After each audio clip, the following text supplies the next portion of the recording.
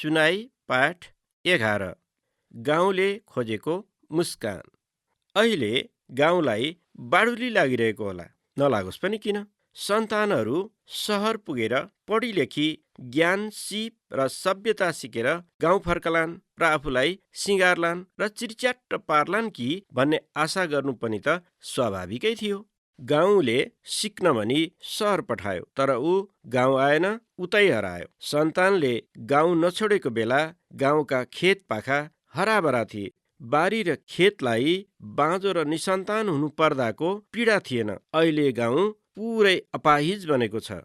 गाउँका खेत र बारीमा बाली नलाएर ती बाँझा छन्, अझ भनौँ निसन्तान छन्। उसलाई गाउँको 100औं रोपनी आफ्नो खेत र बारीसँग रिस उठ्छ र सहरको 3 आना वा 5 धुरसँग मितेरी गाँस्छ। आफैले आँटो पिठो खुवाएर पठाएका सन्तान जब सहरबाट चिटिक्क परेर आउँछ र गाउँको गन्ध मन पर्दैन, तब आफ्ना सन्तानको चर्तीकला देखेर गाउँ विस्मित हुन्छ। हिजो फाटेको चप्पल लगाएर सहर पसेको सन्तान सहरको कृत्रिम लेप जिउभरि दलेर गाउँका अगाडि आई शान देखाउँछ, मानौ ऊ गाउँलाई सन्देश दिन खोज्दैछ।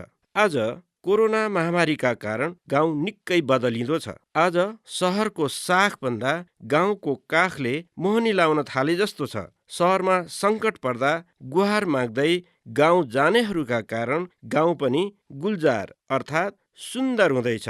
हिजो हरेक दशैं, छठ वा ईदमा मात्र आफ्ना सन्तानको मुख देख्न पाउँदा गाउँ मक्ख पर्थ्यो। अहिले सन्तानलाई सङ्कट परेका बेला पीडाका घाउमा मलम लगाउन पाउँदा गाउँ दङ्ग छ। गाउँको ओठमा हराएको मुस्कान फर्किन थाले जस्तो छ, किनभने गाउँ हाँस्दा पुरै देश हाँस्छ, गाउँ रोयो भने पुरै देश रुन्छ।